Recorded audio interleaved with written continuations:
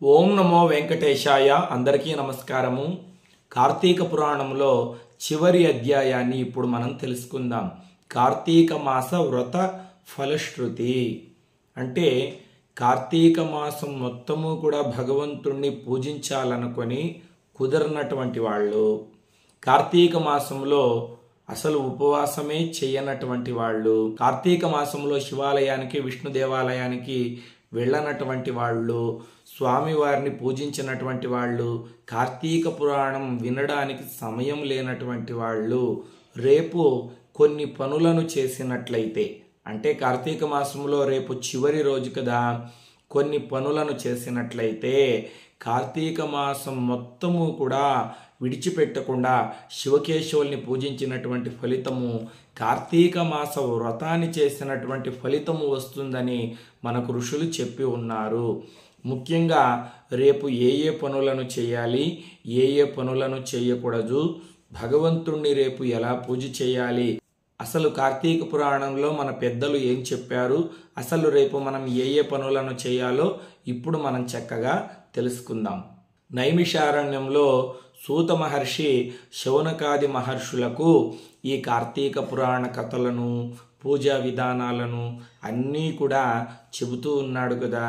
చిట్ట చివరకు ఈ శౌనకాది మహర్షులు సూత మహర్షిని అడిగారంట, ఓ పరమ భాగవతోత్తమ సూత మహర్షి, ఇంకా మేము నిన్నొక ప్రశ్న అడగాలనుకుంటున్నాము అనగా సూత మహర్షి శౌనకాది మహర్షుల్ని చూసి, ఏమిటది చెప్పండి స్వామి.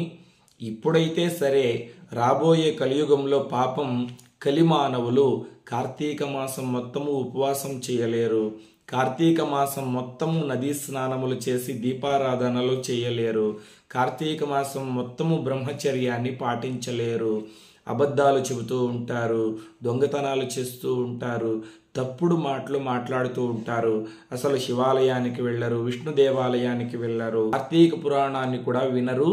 పాపం కలియుగంలో ఉన్నటువంటి మానవులు వాళ్ళు ధరించేటువంటి మార్గం ఏదైనా ఉన్నదా? కార్తీక మాసం మొత్తము కూడా శివకేశవుల్ని పూజిస్తే ఎంత ఫలితమైతే వస్తుందో, నదీ స్నానములు చేసి దీపారాధనలు చేసి ఉపవాసములు చేస్తే ఎంత ఫలితం అయితే వస్తుందో, అంత ఫలితము సులువుగా లభించే మార్గం ఏదైనా ఉంటే కూడా మీరు వివరించండి, చెప్పండి అని అడుగుతూ ఉన్నారు. ఎందుకంటే ప్రతి పనికి కూడా ప్రత్యామ్నాయంగా ఒక చిన్న పని ఉంటుంది కదా. ఇప్పుడు విష్ణు సహస్రనామం మొత్తము చదవలేనటువంటి వాళ్ళు, పామర్లు ఏం చేయాలి అని పార్వతీదేవి శివుణ్ణి అడిగితే, విష్ణు సహస్రనామంలో చివరిలో శివుడు చెప్తాడు కదా, పార్వతి శ్రీరామ రామ రామేతి రమే రామే మనోరమే సహస్రనామ తతుల్యం రామనామ వరాననే. ఈ శ్లోకాన్ని చెప్పుకున్నట్లయితే విష్ణు సహస్రనామం మొత్తము చదివినటువంటి ఫలితం వస్తుంది అని శివుడు చెప్పాడు కదా. అలాగని విష్ణు సహస్రనామం మొత్తము చదువుకుండా ఈ ఒక్క శ్లోకాన్ని మాత్రమే చదువుకుంటాము అంటే అది పొరపాటు.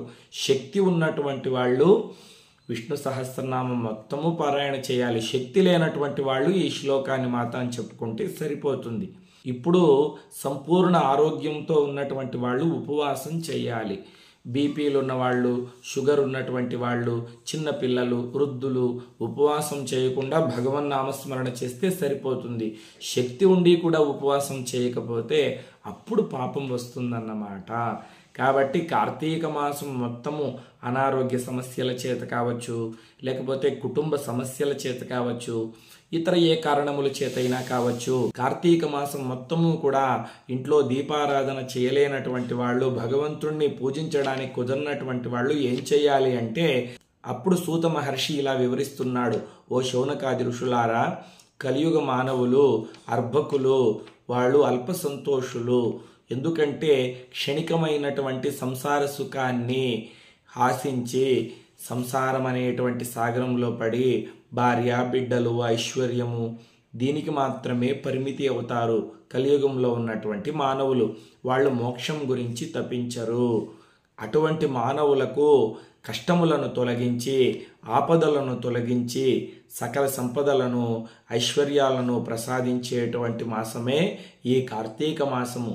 గంగానదితో సమానమైనటువంటి నదియు, కల్పవృక్షముతో సమానమైనటువంటి వృక్షము, క్షీరసాగరంతో సమానమైనటువంటి సాగరము, ఏకాదశి వ్రతంతో సమానమైనటువంటి వ్రతము, కార్తీక మాసంతో సమానమైనటువంటి మాసము ఇంకొకటి లేదని ఘంటాపదంగా చెప్పవచ్చు. కార్తీక మాసంలో కలిమానవులు నదీ స్నానము చేసి శుచిర్భూతులై చక్కగా విష్ణు దేవాలయమందు గాని, శివాలయమందు గాని, వారి స్వగృహమందు గాని దీపములు వెలిగించి శివకేశవుల్ని పూజించి ఉపవాస దీక్ష చేసి సాత్విక ఆహారమును భుజించి పెద్దలను పూజించి దైవనామస్మరణ చేస్తూ బ్రాహ్మణులకు స్వయంపాక దానం ఇచ్చినట్లయితే వారి చేయనటువంటి అన్ని కర్మముల నుండి విముక్తులగుదురు.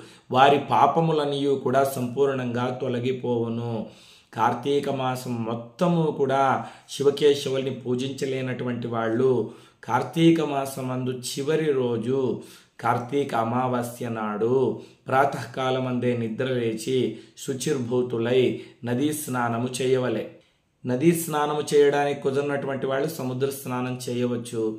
అది కుదరనటువంటి వాళ్ళు ఇంట్లోనే చక్కగా నీళ్లను తీసుకొని గంగే యమునే చైవ గోదావరి సరస్వతి నర్మదే సింధు కావేరి జలస్మిన్ సన్నిధిం కురు అని పుణ్య నదుల్ని స్మరిస్తూ స్నానము చేసి పరిశుభ్రమైనటువంటి వస్త్రాలని ధరించి ఇల్లు వాకిలి శుభ్రం చేసుకొని తులసి కోట దగ్గర, సింహద్వారం దగ్గర, పూజా మందిరంలో దీపాలు వెలిగించాలి. కార్తీక అమావాస్య నాడు ఒక్కరోజు ఉపవాసం చేస్తే నెల మొత్తము ఉపవాసం చేసినటువంటి ఫలితం కలుగుతుంది. అంటే కార్తీక పౌర్ణమి రోజు మనం ఉపవాసం చేస్తే ఎటువంటి ఫలితం అయితే కలుగుతుందో, చివరి రోజు కార్తీక అమావాస్య రోజు మనం ఉపవాసం చేస్తే కూడా కార్తీక మాసం మొత్తము ఉపవాసం చేసినటువంటి ఫలితం లభిస్తుంది. కార్తీక పౌర్ణమి నాడు శివాలయంలో కావచ్చు, విష్ణు దేవాలయంలో కావచ్చు 365 ఒత్తుల దీపాన్ని వెలిగించినట్లయితే సంవత్సరం మొత్తము విడిచిపెట్టకుండా దీపారాధన చేసినటువంటి ఫలితం వస్తుందని చెప్పుకున్నాం కదా. కార్తీక పౌర్ణమి నాడు చేయడానికి కుదిరినటువంటి వాళ్ళు ఈ కార్తీక అమావాస్య నాడైనా చేయవచ్చు. మేము కార్తీక పౌర్ణమి రోజు శివాలయంలో, విష్ణు దేవాలయంలో 365 ఒత్తుల దీపాన్ని వెలిగించాము. మళ్ళీ అమావాస్య రోజు కూడా వెలిగించవచ్చు అంటే వెలిగించవచ్చు, ఎటువంటి తప్పు కూడా లేదు. దీపం వెలిగించడంలో తప్పెందుకుంటుందండి? చక్కగా భగవంతుడి సన్నిధానంలో దీపం వెలిగించి నమస్కారం చేసుకుంటే దానికి తగినటువంటి ఫలితాన్ని తప్పకుండా ఆ భగవంతుడు మనకు ప్రసాదిస్తాడు. ఇక కార్తీక మాసంలో చివరి రోజు అమావాస్య రోజు శివాలయానికి వెళ్ళి చక్కగా అభిషేకం చేయించడానికి శక్తి లేనటువంటి వాళ్ళు గోత్రనామాలతో పూజ చేయించుకొని అక్కడ ఉన్నటువంటి పురోహితుడికి స్వయం పాకం దానం చేసి వారి పాదాలకు నమస్కరించినట్లయితే సాక్షాత్తు పరమేశ్వరుడికి నమస్కరించినటువంటి ఫలితం వస్తుంది. అంటే కైలాసములో పార్వతీ పరమేశ్వరులకు స్వయం పాకం ఇచ్చినటువంటి ఫలితం మన కుటుంబ సభ్యులకు మనకు లభిస్తుంది. విష్ణు భక్తులైతే విష్ణు దేవాలయానికి వెళ్ళి చక్కగా అక్కడ గోత్రనామాలతో పూజ చేయించుకొని అక్కడ ఉన్నటువంటి అర్చక స్వామికి స్వయంపాకం దానం చేసి వారి పాదాలకు నమస్కారం చేసుకున్నట్లయితే విష్ణుమూర్తికి స్వయంపాకం ఇచ్చి నమస్కారం చేసుకున్నటువంటి ఫలితం మనకు లభిస్తుంది. కాబట్టి ఈ అవకాశాన్ని వదులుకోకండి. ఇక ఈ కార్తీక మాసంలో చివరి రోజు అమావాస్య రోజు తప్పకుండా బ్రహ్మచర్య దీక్షను పాటించినట్లయితే కార్తీక మాసం మొత్తము బ్రహ్మచర్య దీక్షను పాటించినటువంటి ఫలితం లభిస్తుంది. కార్తీక మాసంలో చివరి రోజు అన్నదానము చేసిన, వస్త్రదానము చేసిన, దేవాలయ సందర్శనము చేసిన, పుణ్యతీర్థాలను సేవించిన చక్కగా శివకేశవుల అనుగ్రహం పరిపూర్ణంగా కలుగుతుంది. రేపు అంటే కార్తీక మాసంలో చివరి రోజు తప్పకుండా ఇంట్లో విశేషంగా భగవంతుణ్ణి పూజించాలి. కుదిరితే నారికేళ దీపాన్ని కూడా వెలిగించవచ్చు. అంటే కార్తీక పౌర్ణమి నాడు నారికేళ దీపాన్ని వెలిగించాలని మనం చెప్పుకున్నాం కదా.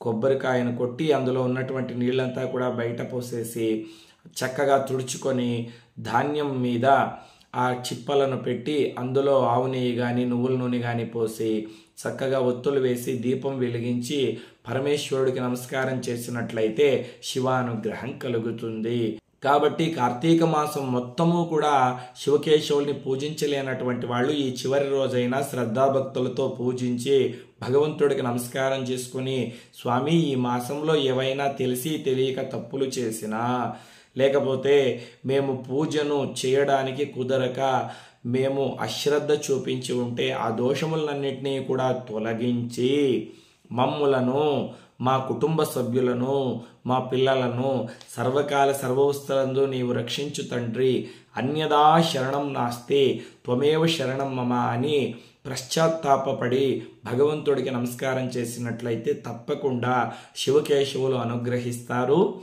కార్తీక మాసం మొత్తము పూజ చేసినటువంటి ఫలితం లభిస్తుంది అని సూత మహర్షి శౌనకాది మహర్షులకు చెబుతున్నాడు.